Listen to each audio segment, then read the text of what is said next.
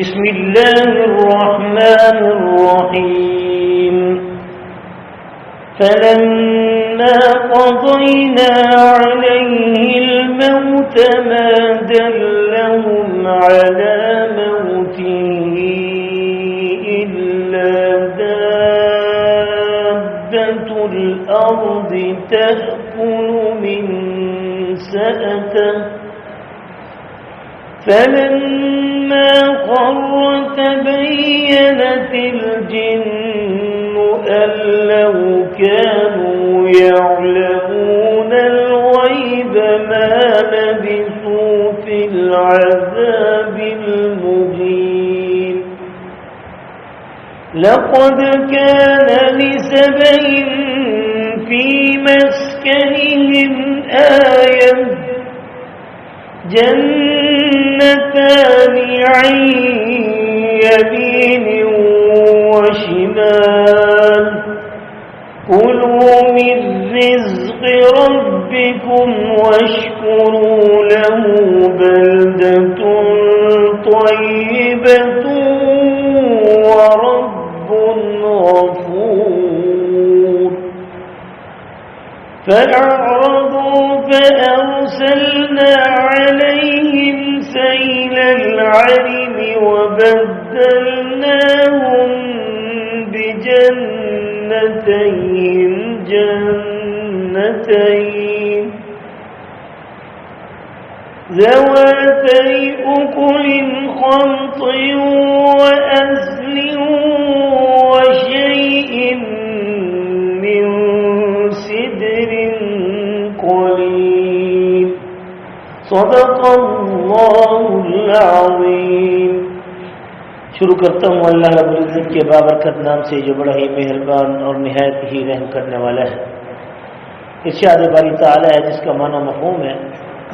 فلما قضینا علیہ الموت ما دلهم، پس جب ہم نے فیصلہ کر لیا اور حکم دے دیا سیدنا سلیمان علیہ السلام کو ان کی موت کا اور ان کو خبر دے دی سیدنا سلیمان علیہ السلام کو کہ اب آپ کا وقت ریلت کا قریب آ چکا ہے، اب آپ تیاری کیجیے۔ ما دلہم، اس کی دلیل کس کو نہیں دی، کسی کو بھی نہیں بتایا گیا۔ علی موت ہی، کوئی بھی نہ جان سکا ان کی موت کی خبر،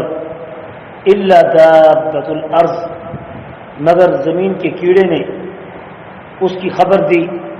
تأکل من سعتہ، جو ان کے عصا کو، ان کے اس سوٹے کو جس کے اوپر سیدنا سلیمان علیہ السلام ٹیک لگا کے عبادت کرتے تھے، وہ 1 سال تک وہ کیڑا اس کو کھاتا رہا، اور حضرت سلیمان علیہ السلام کی 1 سال پہلے اس دنیا سے رحلت ہو چکی تھی، اور اگر یہ وقت ایسا نہ کیا جاتا اور سلیمان علیہ السلام اپنے آپ کو ایک شیشے کے گھر میں کھڑے ہو کر ایسے نہ دکھاتے تو وہ سرکش شیاطین جو کہ طاقتور شیاطین تھے، جو کہ سرکش تو تھے لیکن حضرت سلیمان علیہ السلام کے تابع تھے، اللہ تعالیٰ نے ان تمام جنات کو حضرت سلیمان علیہ السلام کے ہاتھوں پر تابع کر رکھا تھا، اور وہ بیت المقدس کی تعمیر کی ذمہ داری لے چکے تھے، اور ان کو سارا نقشہ اور ترتیب اور تقسیم پوری کی پوری سیدنا سلیمان علیہ السلام نے بتا رکھی تھی۔ اس سے یہ بھی معلوم ہوا کہ سلیمان علیہ السلام ایک بہترین آرکیٹیکٹ بھی تھے، ایک بہترین انجینئر بھی تھے، اور آپ نے وہ سارا نقشہ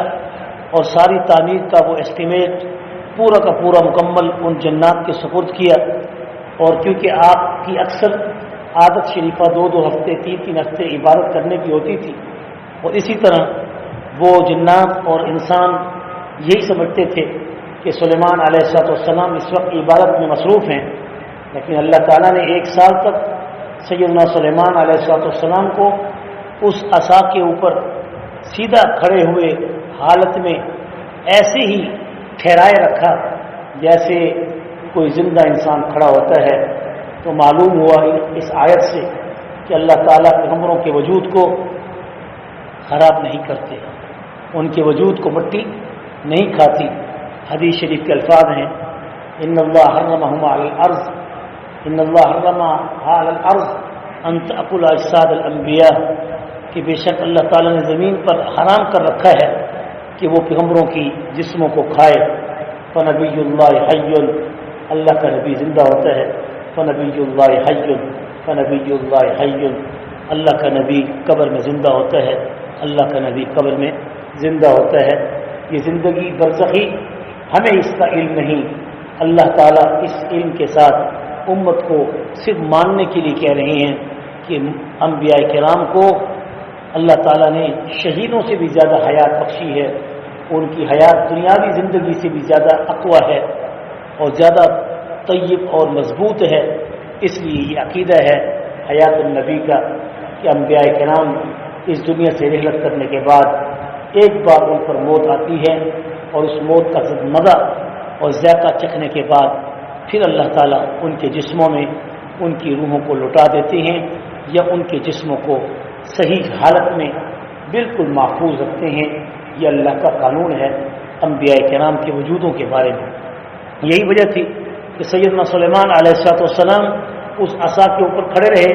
جب تک کہ وہ کیڑا کھاتے کھاتے اس لکڑی کو جب اس نے بالکل بوسیدہ کر دیا اور پھر وہ وزن وہ لکڑی نہ اٹھا سکی، وہ ٹوٹی تو آپ گرے۔ تو جیسے ہی آپ یعنی یہ لوگ ان جنات کے اوپر یہ ظاہر ہوا کہ سیدنا سلیمان تو اس دنیا سے جا چکے ہیں، وہ تو اس دنیا میں نہیں رہے۔ فلما خر تبینت الجن، پس جب گر پڑے حضرت سلیمان علیہ السلام اس عصا سے، اس لکڑی کے کھانے کی دیمک کی کھانے کی وجہ سے، تبینت الجن، جنوں پر، ان سرکش جنوں پر یہ بات ظاہر ہو گئی، اور وہ کہنے لگے اللو کانوا، کہ کاش کے یعلمون الغیب، ترجمہ دیکھیں، اللو کانوا یعلمون الغیب، کہ کاش کے ہمیں غیب کا علم ہوتا، ہم جانتے، ما لبثوا، تو ہم اتنی مدت 1 سال تک نہ ٹھہرے رہتے، فی العذاب المہین، ایک ذلت والے تکلیف کے اندر، کیونکہ وہ تو مجبور تھے، اللہ تعالیٰ نے ان کو تابع کر رکھا تھا، لیکن وہ مسلمان نہیں تھے۔ اس سے یہ بات ثابت ہو گئی کہ بہت بڑے بڑے کام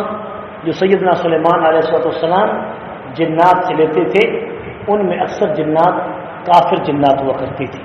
اور یہ بات ثابت ہو گئی کہ دنیا کے اندر بھی جیسے ٹیکنالوجی کافروں کے پاس ہے اور طاقت اس وقت ظاہری طور پر ان کے پاس ہے، ایسے ہی شیاطین جنات بھی زیادہ طاقتور ہیں۔ اس لیے مسلمان جب کبھی کوئی ایسے جن کا شکار ہوتے ہیں تو اس کے لیے بڑی مشکل ہوتی ہے عامل کو، اور اس کے لیے بڑی محنت کرنی پڑتی ہے۔ یہ ایک آزمائش ہے دنیا کے اندر، لیکن اگر کوئی شخص کسی جادو کی وجہ سے یا کسی جن کی شرارت کی وجہ سے اس دنیا میں اگر وہ مر جائے، فوت ہو جائے، تو وہ شہید ہوتا ہے، روز قیامت شہادت کا رتبہ پا کر وہ اٹھے گا۔ لیکن جو جادوگر ہے وہ کفر کی موت مرتا ہے، اور جس نے اس جادو کو حق سمجھ کر کیا ایمان سے فارغ ہو جاتا ہے، اور ایسے شخص کی سزا علماء اور فقہا کے نزدیک قتل ہے اگر ثابت ہو جائے۔ تو بہرحال یہ جنات جو طاقتور تھی یہ سرکش جنات تھی، اور اس کے متعلق قرآن میں بڑا واضح طور پر اللہ تعالیٰ نے سلیمان کی زبان سے یہ ثابت کیا ہے کہ رب اغفر لی وہب لی ملک لا ينبغی لأحد من بعدی انک انت الوہاب، کہ اے میرے رب مجھے داؤد علیہ السلام اپنے ابا جان کی جو وراثت تو نے عطا کی ہے، اب یہ وراثت آگے کسی کو نہ دینا۔ رب اغفر لی وہب لی، یہ طاقت اور قوت اور یہ حکومت اور اقتدار جو مجھے تو نے عطا کیا ہے، اس جیسا اقتدار اب آگے نہ دینا، بس میرے اوپر اس کو پورا کر دے۔ پیغمبر کی دعا تھی، اللہ تعالیٰ نے وہ دعا قبول کی، رب اغفر لی وہب لی ملک لا ينبغی لأحد من بعدی انک انت الوہاب وسخرنا له الريح تجری بأمرہ رخان حیث اصاب، اور ہواؤں کو میرے ہاتھ میں مسخر کر دے، ورخان حیث اصاب والشیاطین کل بناء وغواص، اور یہ جو طاقتور جنات ہیں جو زمین کے اندر اور سمندروں میں غوطہ لگا کر موتی اور جواہر نکال کر لاتے ہیں،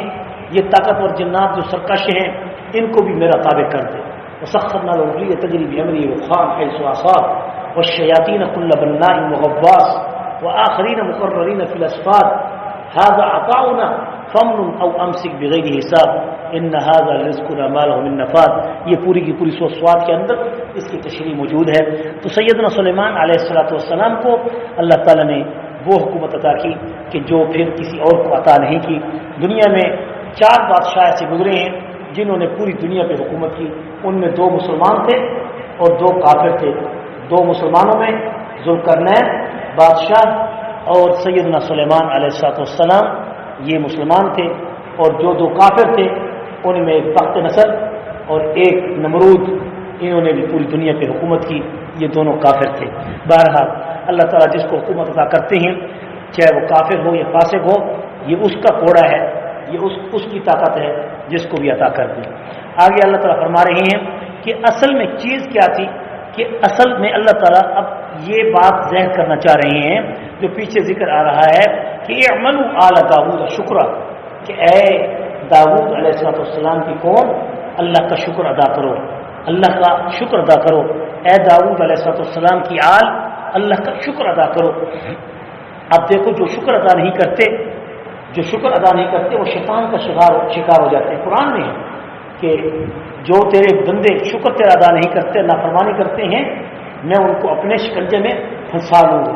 اس لیے ایک بہت بڑا ہتھیار ہے شکر کرنا، کہ جو کثرت سے شکر کرتے ہیں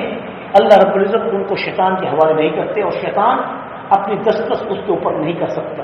اس لیے کثرت سے اللہ کا شکر ادا کرنا چاہیے، الفاظ کے ذریعے بھی اور عمل کے ذریعے بھی اور کردار کے ذریعے بھی اور اعمال کے اندر ان نعمتوں کے ذریعے بھی جن نعمتوں کو اللہ نے تمہارے اوپر رکھا ہے. آپ اگر نماز پڑھتے ہیں، تہجد پڑھتے ہیں، اشراق پڑھتے ہیں، یہ اس کے علاوہ جو ہے اللہ نے آپ کو دنیاوی اعتبار سے نعمتیں دے رکھی ہیں، تو ان کی قدر کرنی چاہیے، ان پر شکر ادا کرنا چاہیے. اور ان کی قدر کیا ہے؟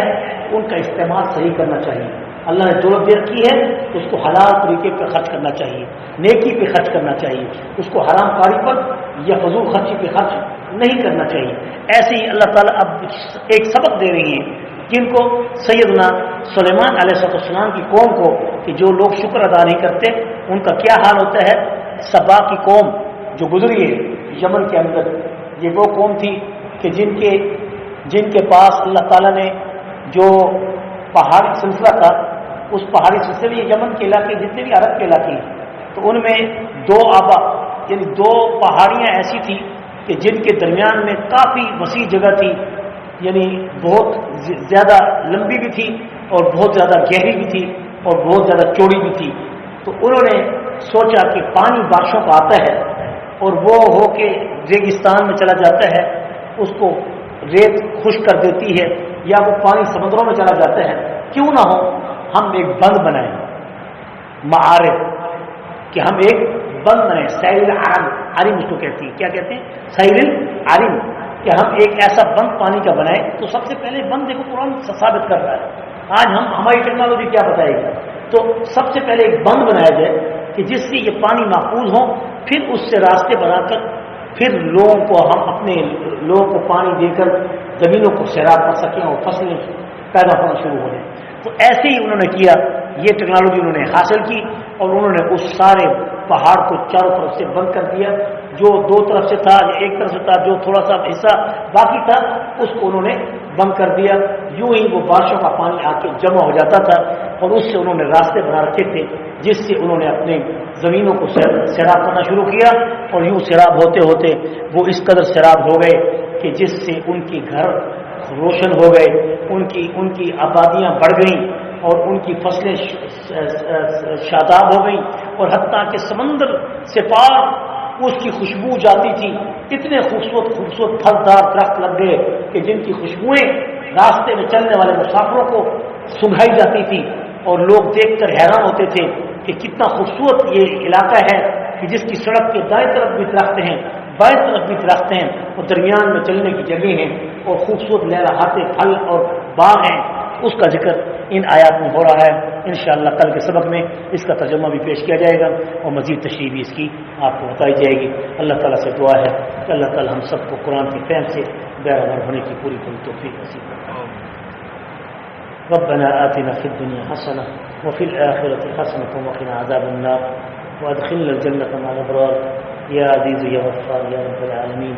وصلى الله تعالى على خير خلقه محمد وآله وأصحابه أجمعين برحمتك يا